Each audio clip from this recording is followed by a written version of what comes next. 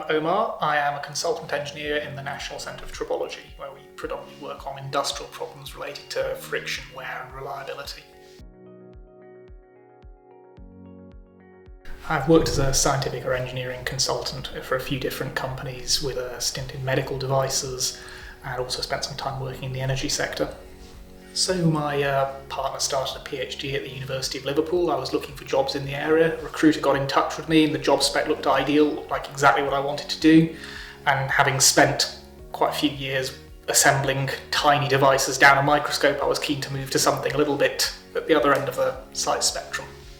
A lot of my work falls into two categories. The first would be failure investigations, where something is broken, often a piece of industrial machinery, and often involve a site visit where I will take a lot of pictures, collect evidence, take parts back to the lab, then use a variety of lab-based and computational techniques to try and get to the bottom of what happened.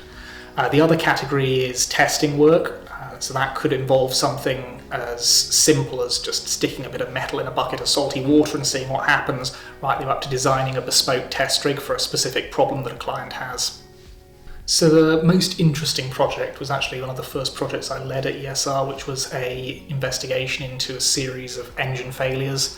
It was a marine diesel engine. So we collected the remaining components of the engine, and with input from technicians and mechanics who'd worked on those engines before, we knew roughly where the problem was.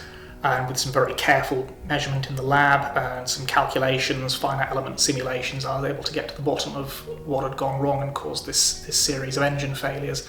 And it was a few tens of microns out of tolerance that was allowing just a little bit too much movement deep inside the engine that was ultimately leading to the whole thing falling apart. Quite a busy time at the moment. I've got quite a few test rig designs ongoing. I've got two in the detailed design phase where I'm CADing them up, ordering parts, and I've got two more in the conceptual design phases where I'm just scoping out the test rig.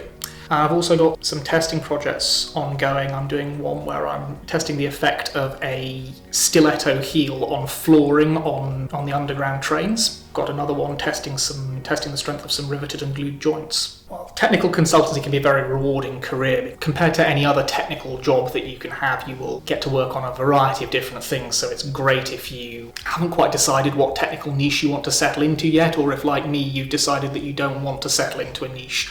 On the flip side, it's quite fast-paced and you have to be able to think and learn very quickly. It's not uncommon to get an inquiry in the morning and need to be the expert on a call by the afternoon.